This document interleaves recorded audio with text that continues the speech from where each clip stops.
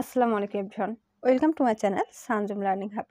সামনে যেহেতু honours first ইয়ারে ভর্তি পরীক্ষা রয়েছে, তো সেজন্য কিন্তু যারা নতুন আর এবারও যেহেতু তোমাদের প্রথমবার আসতেছে, পরীক্ষা দেওয়ার নিয়মটা তোমাদের জন্য তো তোমাদের কাছে একটু জটিল লাগতে পারে, কিন্তু একটু চিন্তা করতে পারো যে কি করব। তো সেজন্যই আমি বেশ কয়েকটা প্রশ্ন সহ কিছুটা সমাধানও কিংবা কয়েকটা প্রশ্নের বিষয় নিয়ে আমি তোমাদের দেখিয়ে দিব। তো ভিডিওটি ভালো লাগলে চ্যানেলটা সাবস্ক্রাইব করতে ভুলবে না, সাথে অবশ্যই আমাদের ফেসবুক পেজটা ফলো দিয়ে রাখবে। আর যদি কোনো প্রশ্ন থাকে তো আমাদের চ্যানেলের নামেই ফেসবুক গ্রুপ রয়েছে, সেটাতে তোমরা জয়েন থাকবে। তো এটা আমি আজকে তোমাদের দেখিয়ে দিচ্ছি মানবিক বিভাগের জন্য।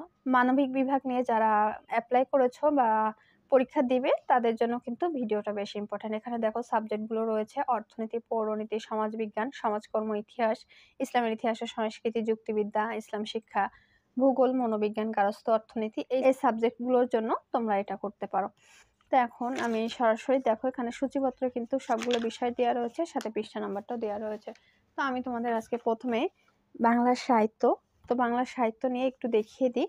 বাংলা সাহিত্যের মধ্যে তোমরা যে কবিতা গল্পগুলো ছিল, উপন্যাস, সেগুলো নিয়ে এখানে আলোচনা করেছে। তো প্রথম অধ্যায়ে কি ছিল, প্রথম গল্পটা এখানে কি রয়েছে, অপরিচিতা। তো অপরিচিতাটা কে লিখছে, রবীন্দ্রনাথ ঠাকুর। অপরিচিতা গল্পটা লিখেছে রবীন্দ্রনাথ ঠাকুর। রবীন্দ্রনাথ ঠাকুরের প্রথমে দিয়েছে লেখক পরিচিতি, এরপর তার উপন্যাসগুলো দিয়েছে রবীন্দ্রনাথ ঠাকুর 1861 খ্রিস্টাব্দে 7ই মে, 1228 বঙ্গাব্দে 25শে বৈশাখ কলকাতায় জোড়াসাঁকোর বিখ্যাত ঠাকুর পরিবারে জন্মগ্রহণ করে। তো রবীন্দ্রনাথ ঠাকুর জন্মগ্রহণ করে 1861 খ্রিস্টাব্দের 7ই মে, আর বাংলাটা হচ্ছে 1268 বঙ্গাব্দে 25শে বৈশাখ কলকাতায় জন্মগ্রহণ করে জোড়াসাঁকোর তার ঠাকুর পরিবারে জন্মগ্রহণ করে। তো উপন্যাসের মধ্যে কি রয়েছে, করুণা রয়েছে, এটি রবীন্দ্রনাথের প্রথম রচিত উপন্যাস। অনেক একে বড় গল্পের পর্যায়ভুক্ত করেন। এরপর বউ ঠাকুরুনির হাট, এটাও তার হচ্ছে প্রকাশিত উপন্যাস।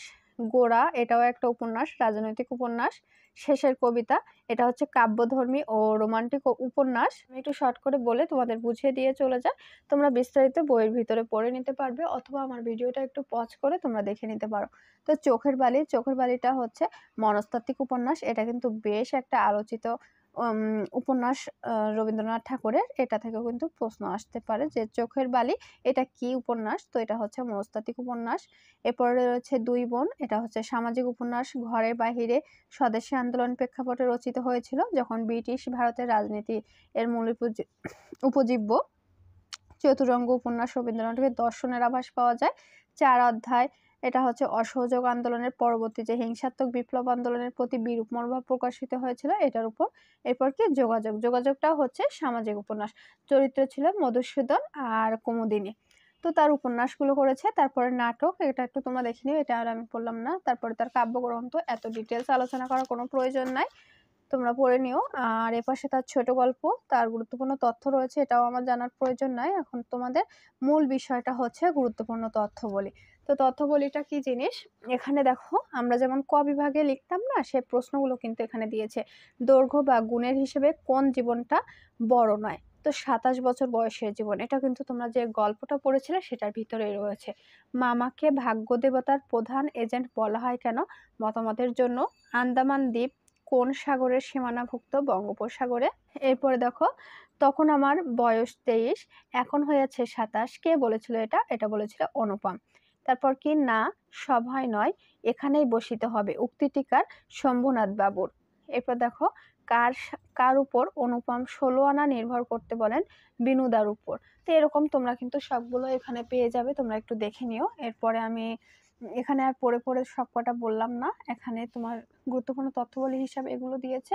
পাশে যে এমসিকিউ সেটা রয়েছে, অপরাজিতা গল্পের কোন পত্রিকায় প্রকাশিত হয়, সবুজ পত্রে। এরপর ফল্লু নদীর বৈশিষ্ট্য হচ্ছে অন্তঃসলীলা।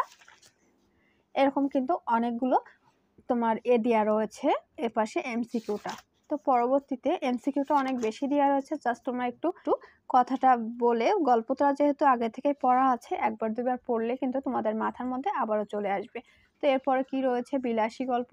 তো বিলাসী গল্পে হচ্ছে শরৎচন্দ্র চট্টোপাধ্যায়, এরও কিছু গুরুত্বপূর্ণ তথ্যবলী রয়েছে। এই গুরুত্বপূর্ণ তথ্যবলীটা যখন তোমরা পড়বে তখন কিন্তু পুরো গল্পটা আবার মাথার মধ্যে চলে আসবে। তো মাথার মধ্যে যখন গল্পগুলো চলে আসবে তখন অবজেক্টিভ কিংবা যে লেখা প্রশ্ন আসবে সেগুলো তোমরা সহজেই লিখতে পারবে। তো বিলাসী গল্পের এখানে কয়েকটা রয়েছে, আমি তোমাদের এখানে একটুখানি দেরি করে করে দেখিয়ে দিই, তোমরা এটা দেখে নাও। তো আজকে আমি এই দুইটা নিয়েই তোমাদের দেখিয়ে দিচ্ছি। পরবর্তীতে কিন্তু আরও ভিডিওতে তোমাদের আরও অন্যান্য যে গল্পগুলো রয়েছে সেটাতে দেখিয়ে দিব। যেমন বিলাসী গল্প দেখো 145টা এখানে অবজেক্টিভ দিয়ে দিয়েছে, অর্থাৎ এমসিকিউ।